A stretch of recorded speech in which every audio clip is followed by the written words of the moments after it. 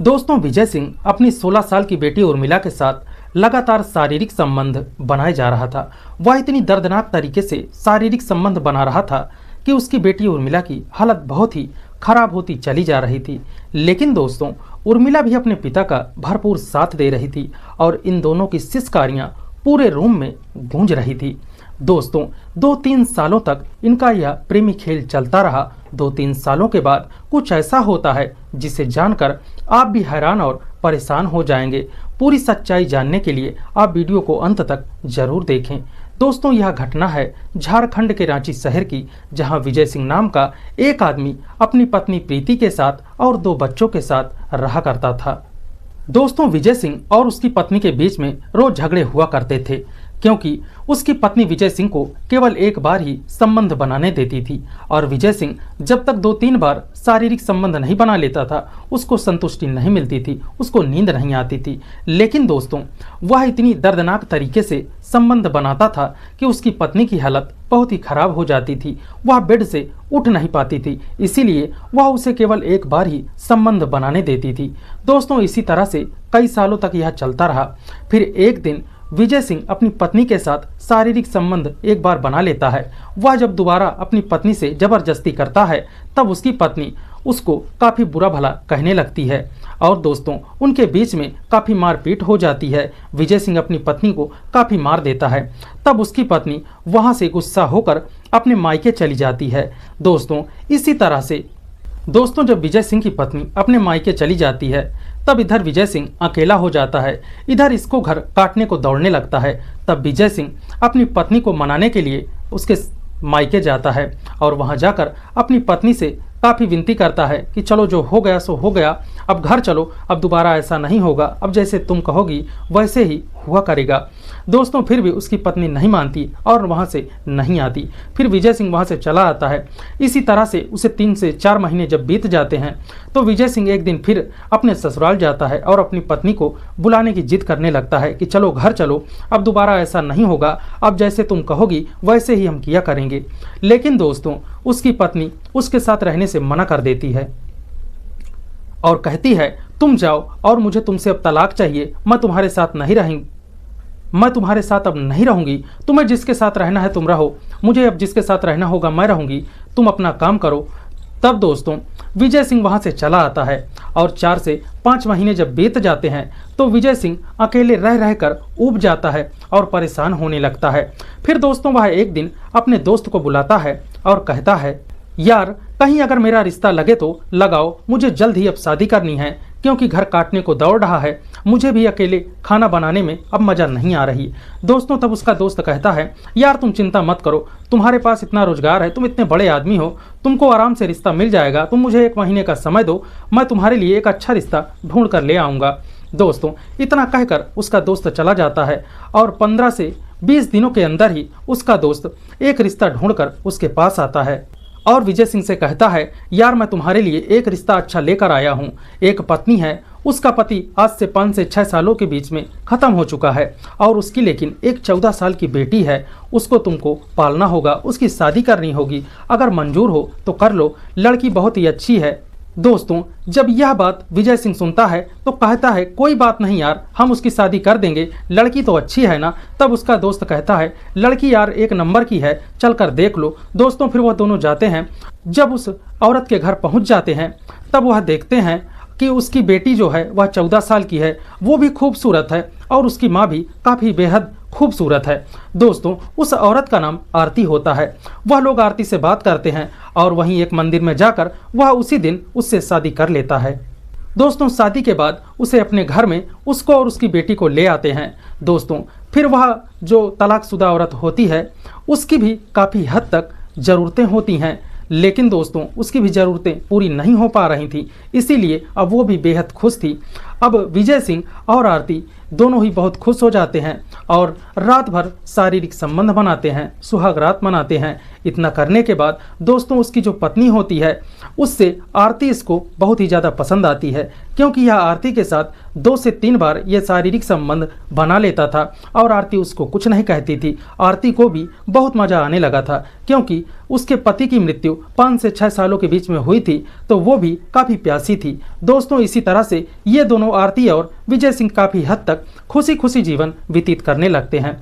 और कुछ ही दिनों के बाद आरती प्रेग्नेंट हो जाती है। दोस्तों जब उसके पेट में दर्द होता है, विजय सिंह की पत्नी का काफ़ी जब पेट दर्द करने लगता है तो वह तुरंत ही अपनी पत्नी को लेकर हॉस्पिटल के लिए चल देता है। जब वह हॉस्पिटल में जाता है और अपनी पत्नी को एडमिट करा देता है, अल्ट्रासाउंड होने के बाद डॉक्टर विजय सिंह को बताते हैं कि तुम्हारी पत्नी के पेट में जो बच्चा था वह अब नहीं रहा, वह मर चुका है, अब उसका ऑपरेशन करना पड़ेगा, काफ़ी खर्चा आएगा।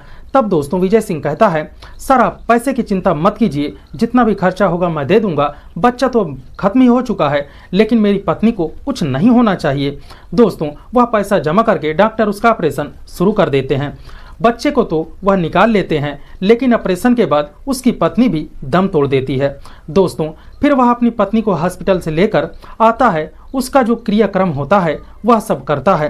करने के बाद दोस्तों विजय सिंह अपने घर आता है और उसकी जो 14 साल की बेटी उर्मिला होती है वह उसके साथ ही घर में रहने लगता है। दोस्तों हफ्ता 15 दिन जब बीत जाते हैं तब विजय सिंह को काफ़ी अपनी पत्नी की याद आने लगती है, उसी के ख्यालों में वह डूबा रहता है। दोस्तों अब विजय सिंह काफ़ी हद तक परेशान हो गया था, क्योंकि उसकी दूसरी पत्नी भी अब इस दुनिया में नहीं रही। अब उसके बारे में सोचकर, उसे याद कर कर अब वह बहुत परेशान होता। अब उसे दोबारा फिर से घर काटने को दौड़ने लगता।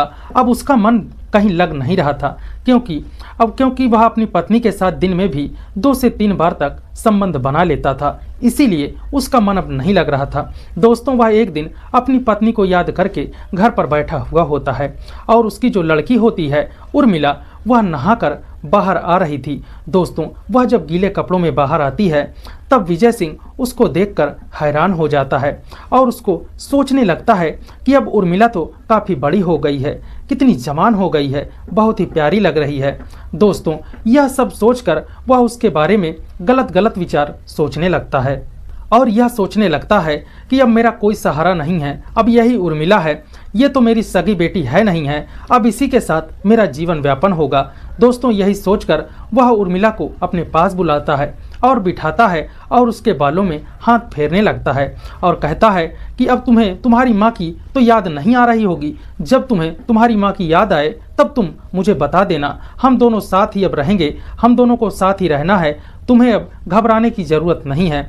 दोस्तों उसके बालों को सहलाता है, लेकिन वह समझती है कि ये तो मेरे पिता हैं, इससे क्या होता है, वो मुझे दुलार रहे हैं, प्यार कर रहे हैं। लेकिन दोस्तों उसके पिता के मन में तो कुछ और ही ख्याल चल रहा था। दोस्तों फिर इसी तरह से वह अपने बेटी के साथ काफ़ी नज़दीकियाँ बढ़ाने लगता है और दोस्तों वह बैठा हुआ होता है तो वह सोचता है कि उर्मिला को अपने पास कैसे लाया जाए, अपनी नज़दीकियाँ उससे कैसे बढ़ाया जाए।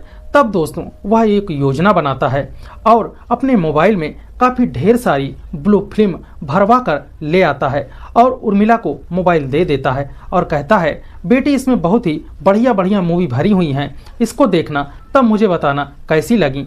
दोस्तों फिर जब रात में वह उसे मोबाइल देकर सोने चला जाता है, उर्मिला जब रात में मोबाइल चलाती है तब वह देखती है कि इसमें तो काफ़ी गंदी पिक्चरें भरी हुई हैं। वह रात में ही तुरंत अपने पापा के पास आती है, विजय सिंह के पास आती है और उससे कहती है कि इसमें तो काफ़ी गंदी मूवियाँ भरी हैं, आप कहाँ से ये मूवियाँ भरवा लाएं, आपको ऐसी मूवियाँ नहीं देखनी चाहिए।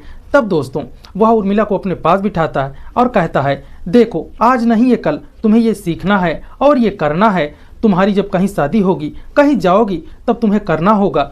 अब पहले दिक्कतें होंगी, देखो और सीखो, कोई गंदी बात नहीं है ये, हम तुम्हारी मम्मी के साथ ये सब करते ही तो थे। दोस्तों वही इस तरह की उल्टी सीधे बात उससे कहता है, लेकिन दोस्तों उर्मिला उसका मोबाइल वहाँ फेंक कर अपने कमरे में चली जाती है। दोस्तों फिर वह जब अपने रूम पर होता है तब उर्मिला को बुलाता है और धीरे से उसको बिठाकर वही पिक्चरें चालू करके अपने पास बुलाकर दिखाने लगता है।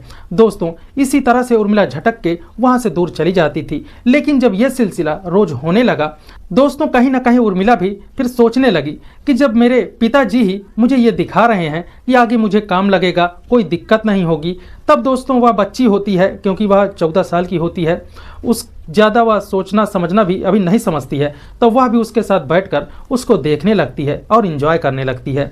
दोस्तों फिर जब इसी तरह से एक दिन उर्मिला को वह अपने पास बुलाता है और दोनों बैठकर उसी तरह की गंदी मूवियाँ देखने लगते हैं। दोस्तों फिर वह उर्मिला के हाथों में अपना हाथ रखता है और धीरे धीरे सहलाने लगता है।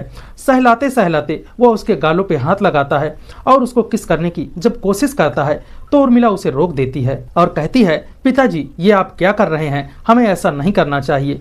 तब दोस्तों वह तुरंत ही डर जाता है कि यह किसी से बता ना दे, तो वहीं रुक जाता है। तब दोस्तों विजय सिंह जब उर्मिला झटक कर वहां से चली जाती है कि तुम क्या कर रहे हो, तब वह डर जाता है और सोचता है या किसी से बता ना दे। फिर वह सोचने लगता है कि अभी तो 3 से 4 दिन हुए हैं, इसको कम से कम 1 हफ्ता 2 हफ्ता यह देखेगी तो अपने आप ये मेरे पास आ जाएगी। दोस्तों फिर वह रोज उसको मोबाइल अपना उसको गंदी मूवी भर कर दे देता था और उर्मिला रात भर जब वह मूवी देखती तो उसका भी ये सब करने का मन करने लगता। वह भी सोचने लगी थी कि इसमें काफ़ी मज़ा आता है। दोस्तों फिर वह एक दिन उर्मिला को सोने के लिए अपने कमरे में बुलाता है। दोस्तों फिर वह बाप और बेटी दोनों एक बिस्तर पर लेटे हुए होते हैं और वही गंदी मूवी लगाकर देखने लगते हैं। दोस्तों फिर धीरे धीरे वह उर्मिला के चारों तरफ सहलाने लगता है। हाथों को गालों को जब सहलाता है तो उर्मिला भी काफ़ी उत्तेजित हो जाती है और अपने पिता का भरपूर साथ देने लगती है। दोस्तों इसी तरह से इनका यह खेल चल रहा था और कम से कम 2 सालों तक इनका ये बराबर से खेल चलता रहा। दोस्तों उर्मिला जब 16 साल की हो जाती है, एक दिन उर्मिला बाहर खेल रही थी, तभी 3-4 औरतें जो उनके परिवार की होती हैं वह देखती हैं कि उर्मिला का पेट तो काफ़ी भरा भरा दिख रहा है, काफ़ी बड़ा दिख रहा है। दोस्तों फिर वह उर्मिला को अपने पास बुलाती हैं और उसका पेट जब देखती हैं कि ये तो कम से कम 6 से 7 महीने की यह प्रेग्नेंट है। दोस्तों फिर वह उर्मिला को बुलाकर पूछती हैं कि बेटी ये कैसे हो गया। तब उर्मिला शर्मा जाती है और नहीं बताती। तब उसके एक चाचा होते हैं, वो सब लोग जब इकट्ठा होते हैं और उर्मिला से पूछते हैं कि बेटी ये तुम्हारे साथ कौन क्या करता है। तब दोस्तों उर्मिला डर जाती है और रोने लगती है। तभी उसका चाचा पुलिस में फ़ोन करता है और वहाँ पुलिस आ जाती है। जब उर्मिला को थाने लेकर जाया जाता है और उसको पुलिस वाले अपने अर्दब में लेकर डराते धमकाते हैं और डांट कर पूछते हैं, तब वह रोने लगती है और पूरा जो जो घटनाएं उसके साथ घटी थी वह सब पुलिस वालों को और अपने चाचा और चाचियों को सबको बताने लगती है कि पापा गंदी पिक्चर लेकर आते थे और मुझे दिखाते थे, फिर हम दोनों साथ में जैसे उसमें देखते थे वैसे ही करते थे। दोस्तों जब वह लड़की उर्मिला अपना पूरा दर्द उन पुलिस वालों से और अपने चाची चाचा से सबसे बयां करती है तो वो लोगों का काफ़ी रो रो कर बुरा हाल हो जाता है और पुलिस वाले भी हैरान हो जाते हैं। उनके पैरों तले से ज़मीन खिसक जाती है कि एक पिता अपनी बेटी के साथ ऐसा कैसे कर सकता है।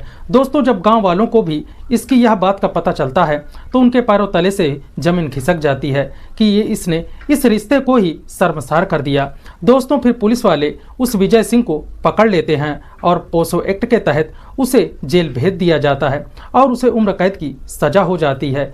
दोस्तों विजय सिंह को उसके किए की सज़ा तो मिल ही जाती है, लेकिन जितने लोग इस बात को सुनते हैं वह कहने लगते हैं कि इसने एक पिता ने अपनी बेटी के साथ ये हरकतें करके इस रिश्ते को ही शर्मसार कर दिया, कलंकित कर दिया। दोस्तों इस तरह की घटना बताने का उद्देश्य आपको परेशान करना नहीं है, आपको जागरूक करना है, सावधान करना है कि आप जहां रहें सचेत रहें, सावधान रहें। दोस्तों यह घटना कैसी लगी हमें अपनी राय जरूर बताइएगा। वीडियो पसंद आई हो लाइक कीजिएगा, शेयर कीजिएगा। अगर आप हमारे चैनल पर नए हो तो चैनल को सब्सक्राइब कर लीजिएगा। मिलते हैं अगले वीडियो में। धन्यवाद।